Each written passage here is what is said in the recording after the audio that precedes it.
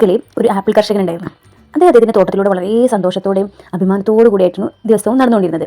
ഒരു ദിവസം അദ്ദേഹത്തിൻ്റെ ആപ്പിൾ തോട്ടത്തിലൂടെ നടക്കുന്ന സമയത്ത് ഒരു മരത്തിൽ ഒരു ചീത്തയായ ഒരു ആപ്പിൾ അദ്ദേഹത്തിൻ്റെ കണ്ണിൽപ്പെട്ടു. അത് അയാളെ കൂടുതൽ ഫ്രസ്ട്രേറ്റഡ് ആക്കി. കാരണം ആ ഒരു ചീത്ത ആപ്പിൾ മറ്റുള്ള ആപ്പിളുകളെയൊക്കെ കേടുവരുത്തുമോ എന്ന് കരുതി അദ്ദേഹം വളരെ ഫ്രസ്ട്രേറ്റഡ് ആയി.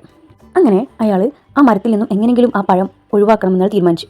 അങ്ങനെ കുറേ ആലോചിച്ചതിന് ശേഷം അയാൾ ഒരു വടി എടുത്തു കൊണ്ടുവന്നിട്ട് ഒരു 2-3 പ്രാവശ്യം അത് കുത്തി. പക്ഷേ നല്ല ആപ്പിളുകളൊക്കെ കുറച്ച് വീഴാന്നല്ലാതെ ആ ചീത്ത ആപ്പിൾ വീഴുന്നില്ല. പിന്നീട് അയാൾ മറ്റൊരു ഐഡിയ ഉപയോഗിച്ചു. ഒരു ചവണ ഉപയോഗിച്ചിട്ട് ആപ്പിൾ ട്രീയിൽ അമ്പ് ചെയ്ത് നോക്കി. പക്ഷേ അത് തികച്ചും പരാജയം തന്നെയായിരുന്നു. കാരണം നല്ല ആപ്പിളുകളൊക്കെ പിന്നെയും വീഴാന്നല്ലാതെ ആ ആപ്പിളിന് ഒരു മാറ്റം ഉണ്ടായിരുന്നില്ല. പിന്നീട് അയാൾ മരം കുലുക്കി ആപ്പിളുകൾ വീഴ്ത്താൻ തീരുമാനിച്ചു. അങ്ങനെ ഒരുപാട് ശക്തമായി അദ്ദേഹം കുലുക്കിയെങ്കിലും ഫലം പണ്ടത്തെ പോലെ തന്നെ. നല്ല ആപ്പിളുകളൊക്കെ നിലത്ത് വീഴാന്നല്ലാതെ കേടായ ആപ്പിളിന് ഒരു മാറ്റവും ഉണ്ടായിരുന്നില്ല.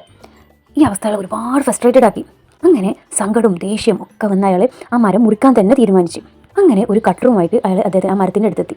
അങ്ങനെ അത് മുറിക്കുന്നതിന് തൊട്ട് മുമ്പ് ഒന്ന് അയാൾ ചിന്തിച്ചു, ഒരു ചീത്ത ആപ്പിളിന് വേണ്ടിയിട്ട് ഞാൻ മറ്റ് നല്ല ആപ്പിളുകളെല്ലാം ആ മരത്തിന് എന്തുകൊണ്ടിനെ മുറിച്ച് കളയണമെന്ന് ഒരു നിമിഷം അയാൾ ചിന്തിച്ചു. ഇങ്ങനെയാണല്ലേ നമ്മളെ ചില സമയങ്ങൾ ഇവിടെ ഈ ചീത്ത മെമ്മറീസും ഫീലിങ്സും ഒക്കെ ചിന്തിച്ചിട്ട് നമ്മൾ നല്ല സമയങ്ങൾ നമ്മൾ കളയാറില്ലേ?